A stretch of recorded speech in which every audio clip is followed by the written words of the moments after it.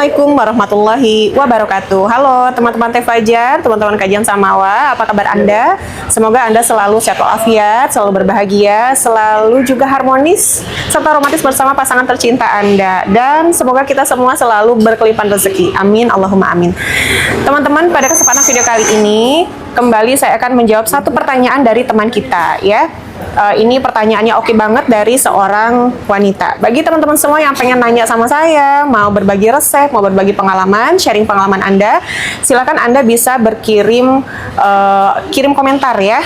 Berkomen pada kolom komentar, atau kalau pengen lebih privacy supaya nggak kelihatan orang, silahkan berkirim email. Sudah saya sertakan alamat email saya pada box deskripsi. Nah, Teteh, pertanyaannya tuh kayak gimana sih? Jadi ada seorang wanita yang tanya, Teh, apa sih yang terjadi kalau cairan si kelelakian atau di dalam gitu ya? Apa sih yang terjadi pada tubuh wanitanya gitu ya? Nah, sudah saya rangkum di sini ya, apa yang terjadi pada tubuh wanitanya. Oke, silahkan Anda perhatikan baik-baik, dan ini untuk suami istri, terutama untuk istri ya. Silahkan perhatikan baik-baik, dan untuk yang bertanya, terima kasih atas pertanyaan Anda. Jadi, apa sih yang terjadi di dalam tubuh wanita ketika seorang laki-laki di dalam?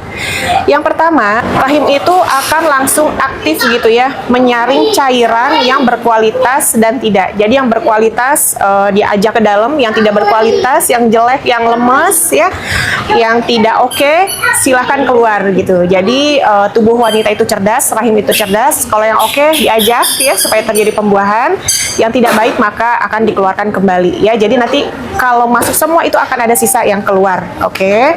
Lalu yang kedua, pH farjinya bisa berubah ya.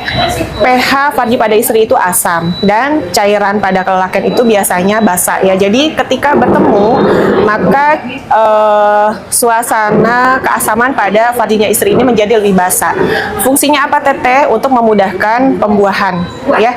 Untuk yang program hamil ini bagus sekali. Oke. Lalu yang ketiga, ini hati-hati kalau di dalam ya, bisa menimbulkan infeksi menular ya. Jadi hati-hati untuk pasangan Anda yang tidak sehat, nanti istrinya ini akan terpapar penyakit dari Anda. Nauzubillah min dzalik ya. Bisa gonore, bisa HIV. Jangan ya, jauh-jauh deh ya. Jadi untuk para suami jangan suka jajan, oke? Istri juga sama. Oke, jadi setia dengan satu pasangan saja, sehidup semati ya. Gak sehidup semati sih ya, tapi semoga menua bersama gitu ya. Dan hanya satu aja ya. Jangan macam-macam karena ngeri penyakit sekarang, oke? Selanjutnya, ketika laki-laki di dalam gitu ya, lalu akan mengeluarkan senyawa kimia ya, sejenis hormon namanya prostaglandin. Nah, prostaglandin ini akan membuat rahim seorang wanita ini kontraksi ya. Nah, kalau sudah kontraksi ini akan ada rasa mules. Makanya kenapa untuk wanita yang hamil pada trimester pertama ini hati-hati ya. Jadi karena si cairan lelaki ini mengandung tadi prostaglandin, sehingga akan membuat mules, kontraksi, jadi kayak kenceng gitu ya perutnya. Dan ini hati-hati untuk pada trimester pertama ya. Kalau untuk trimester terakhir, jelang lahiran gitu ya, ini bagus sekali supaya merangsang si bayi ini atau rahim ini untuk mengeluarkan bayi. Oke, jadi untuk yang trimester pertama ini hati-hati ya. Dan ketika main itu jangan terlalu bersemangat. Oke, supaya rahimnya itu nggak terguncang, janinnya nggak terguncang. Apalagi sistem imun pada tubuh wanita ini akan meningkat ya. Jadi ketika yang masuknya ini nggak sehat, banyak kuman gitu ya. Nah, sistem imun yang ada di dalam tubuh wanita ini akan cepat-cepat nih. Jadi kalau yang nggak sehat itu akan cepat-cepat dibuang, akan disaring gitu ya. Masya Allah ya. Allah itu sangat detail sekali menciptakan makhluk hidup gitu ya, terutama kita manusia. Oke. Selanjutnya, peluang kehamilan menjadi lebih besar. Iyalah ya kan, di luar ya, di dalam gitu ya. Ini ya nggak apa-apa kalau buat yang program hamil ya, silahkan. Semoga bisa cepat berhasil ya. Selanjutnya ada reaksi emosional. Jadi mudah baper, jadi moodnya swing gitu ya. Nah, ini nggak apa-apa sih. Ini sangat wajar sekali ya. Jadi kayak gitu beberapa yang dirasakan wanita ketika laki-lakinya di dalam ya. Saya doakan semoga Anda yang program hamil berhasil ya, dan lakukan hanya dengan satu pasangan, jangan main-main. Nah teman-teman, saya punya informasi menarik bagi teman-teman semua, bagi para suami yang lemes, yang staminanya nggak oke, mainnya nggak gereng. Teteh punya solusi untuk Anda, yaitu madu pria perkasa by Teh Fajar. Karena Teteh lagi di luar kota, Teteh nggak bawa sampel produk ya. Ini kayak gini madunya ya. Ini fungsinya atau khasiatnya apa Teteh? Untuk menambah libido Anda ya. Staminanya juga jadi oke, tegaknya lebih sempurna, terus lebih tahan lama gitu ya. Ini bagus sekali. Cara minumnya gimana Teh? Minum 1 sendok makan, 1 sampai 2 sendok makan 1 jam sebelum Anda melakukan jima bersama pasangan Anda ya.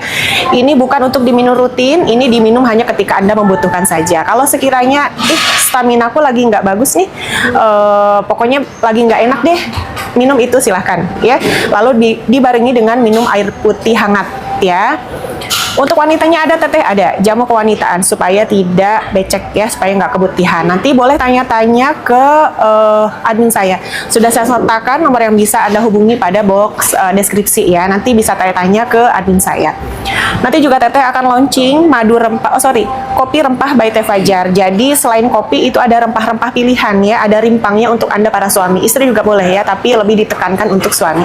Supaya apa? Supaya staminanya oke ya. Nggak selalu untuk urusan ranjang, tetapi untuk supaya kerjanya oke, terutama driver yang suka keluar luar kota ya, yang suka minum-minuman yang berenergi kayak gitu, yang mengandung gula yang tinggi. Nih bagus nih kopi yang akan Teteh launching nanti ya teman-teman.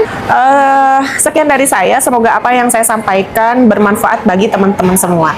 Yang mau tanya ke Teteh boleh silahkan, saya tunggu udah nembuk Anda pada kolom komentar. Tapi saya mohon ya, gunakan kata-kata yang baik dan sopan supaya tidak terbenet ya.